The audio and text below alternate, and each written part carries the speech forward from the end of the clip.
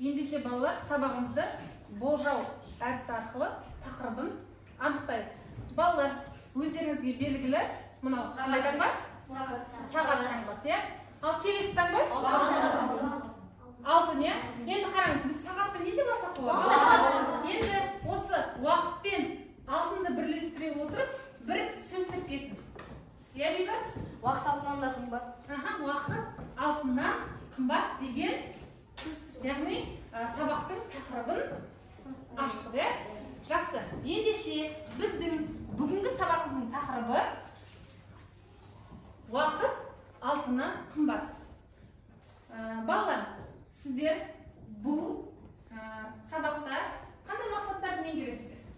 Әлеуметтік, тұрмыстық, әлеуметтік мәдени тақырыптарға байланысты диалог, монологтердегі көтерілген мәселені түсіндіру. Енді осы жерде диалог дегеніміз не еді?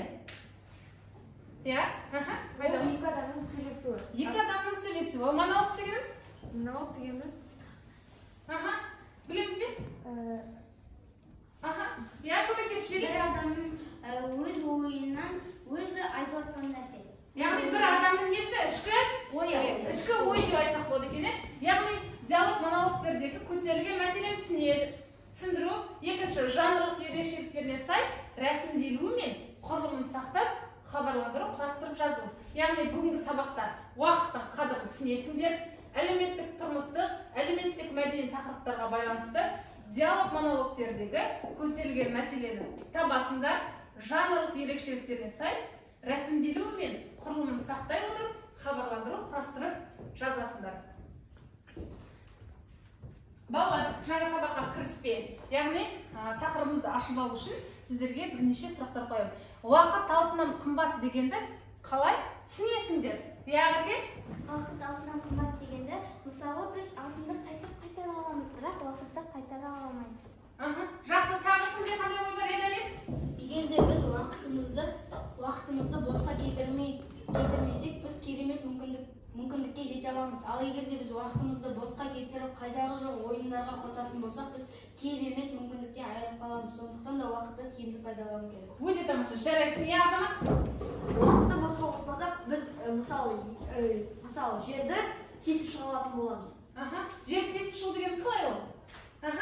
Ол өзім деген, мысалы, бай адам, мысалы, өзінің дәулеті бар адам, және ол өзі маман, өте жақсы маман. Яғни қандай да бір саланы меңгеретін адамды, яғни сондай адам бола алады екенбіз. Иә, Настан?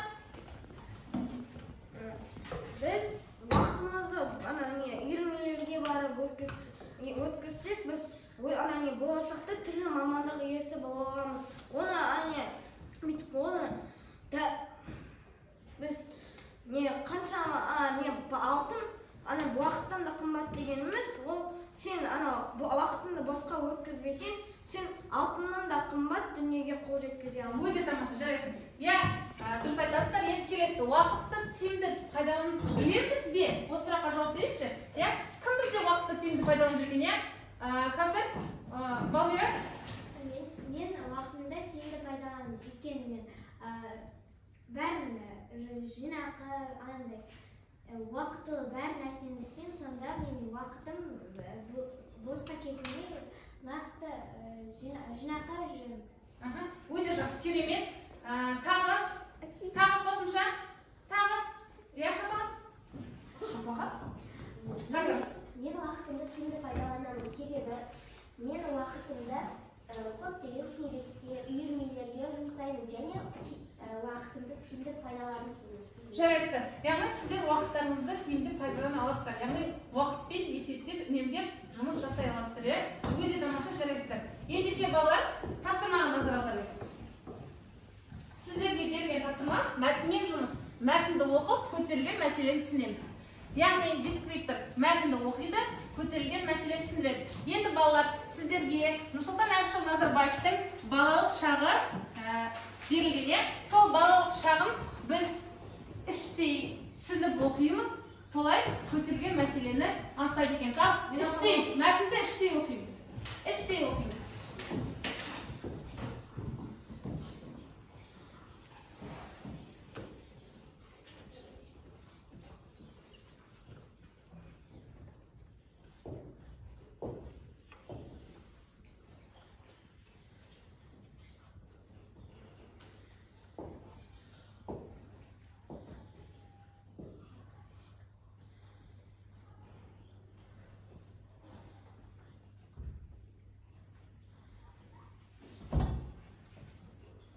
Болып қалдыңыздар ма?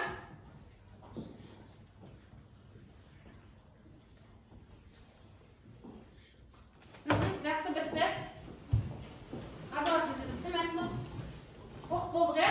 Жақсы. Жалпы алдымен мәтінді көтерген мәселесін түсінбей тұрып, айтпай тұрып, жалпы мәтіннің мазмұнын айтайықшы. Мәтін не туралы? Мәтін не туралы? Нұрсұлтан Назарбаев атамыздың өзі 4-ші сыныпқа дейін әкесінің інісінің үйінде жүріп, өзінің қыста қиналып келетінін және әтештің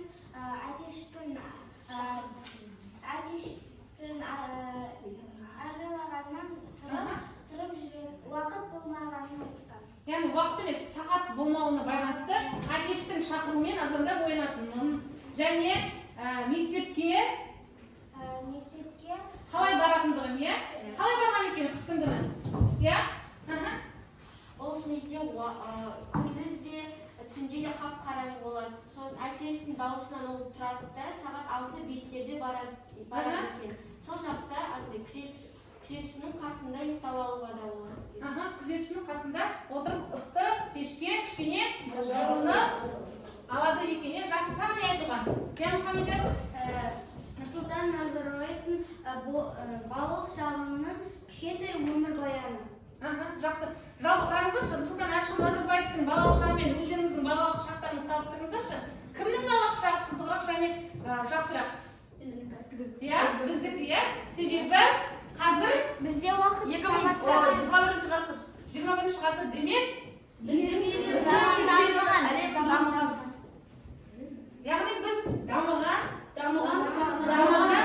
өмір сүріп жатырмыз, жақсы. Енді сіздерге тікелей тапсырма, мәтінде көтерілген мәселе қандай? Тағы?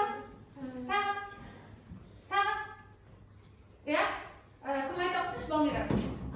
Сағат деген атымен болмайтын. Біз сол әтештің айғайлағандықтан оянатынбыз. Мал бағып жүретінбіз. Сағат сабағында кешкісін орындамасам уақыт. Жақсы. Тағы көтерілген мәселені толық ашқан жоқпыз. Мұхаммедияр, тек қана Мұхаммедияр алмасып отыр ма? Уақытты тиімді пайдаланып қадірлеу. Жақсы, уақытты қадірлеу. Тағы? Алтындай қымбат уақытты бағалай білуді түсіндірді. Яғни біздегі мәтінде көтерілген мәселе уақытты тиімді пайдалану, уақытты бағалау, уақыттың қадірін түсіну. Жарасты. Тапсырма сәтті орындалды. Енді сіздерге екінші тапсырма. Жанрлық ерекшеліктеріне сай рәсімделуі мен құрылымын сақтап, белгілі бір шараға байланысты хабарландыру құрастырып жазу. Хабарландыру құрылымын сақтайды, белгілі бір шараға байланысты жазасыздар. Енді мен сіздерге қазір әр топқа жеке тақырып беріп қойдым. Сол тақырыптар бойынша сіздер хабарландыру құрастырып жазасыздар. Бірінші топ. Қазақстан Республикасының тәуелсіздігінің 30 жылдығына арналған мерекелік концертке хабарландыру жазасыздар. Екінші топ жаңа жылдық мерекелік кешке, үшінші топ наурыз мейрамына арналған салтанатты жиынға хабарландыру жазасыздар. Яғни шараның атауы, өтілетін орны, өтілетін күні ұйымдастырушысы міндетті түрде жазылу керек. Балалар, дескрипторда сіздер міндетті түрде хабарландыру құрылымын сақтайсыздар және белгілі бір шараға байланысты жазасыздар. Түсінікті ғой? Мен сіздерге үлгісін оқып берейін. Яғни, құрметті оқушылар, кімге арнап тұр? Мектебімізде уақыт алтыннан қымбат атты тренингіміздің өтетіндігін хабарлаймыз. Тренингте сіздер уақыт үнемдеудің жолдарын меңгере отырып, қызықты ойындар мен түрлі тәжірибелердің куәсі боласыздар. Міндетті түрде тренингке кешікпеулеріңізді талап етемін. Өтілетін орны ақты зал, өтілу уақыты 14 желтоқсан, ұйымдастырушылар, мектеп психологтары. Дәл осы үлгіні сақтай отырып, топ бойынша жұмыс жасайсыздар. Жылдам, шапшаң жазамыз балалар.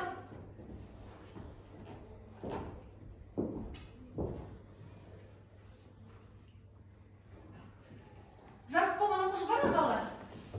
Жас болған оқушы әр топтан. Әмзен бастан бітті. Екінші топтан. Мұхаммедияр бітті. Үшінші топтан. Каусар бітті. Бурыштар боюнча биринчи топтон Рассан окуй коюңуз. Құрметті оқушылар, мектебімізде көптен күткен тәуелсіздігімізге 30 жыл толуына байланысты мерекелік концерт болатындығын хабарлаймыз. Сіздерді барлықтарыңызды шақырамыз. Концерт өте қызықты болады. Сіздерге түрлі сұрақтар қойып, тәуелсіздігімізді қалай алғанымыз туралы немесе кімдер ерлік танытты деген сияқты сұрақтар қойылады. Жауап берген адамға сый-сияпат береді. Сіздерді қуана күтеміз. Мекен жайымыз Пушкин көшесі 7-ші үй. Ұйымдастырушысы кім? Ұйымдастырушысы мектеп әкімшілігі. Өте жақсы, жарайсың. Бізде Балмира оқи қойыңыз. Құрметті оқушылар, мектебімізде жаңа жыл кеші болмақ. Сіздерді көрермен немесе басты кейіпкер болуға шақырамыз. Келетін адамдар міндетті түрде жаңа жылдық көйлекті киімдерді және кешікпей келулеріңізді талап етеміз. Өтетін орны Пушкин көшесі 7-ші үй, лицей мектебі актовый залы. Өтетін күні 31-ші желтоқсан, ұйымдастырушы мектеп мұғалімдері. Өте тамаша, жарайсың. Келесі топтан бізде Кәусар оқи қойыңыз.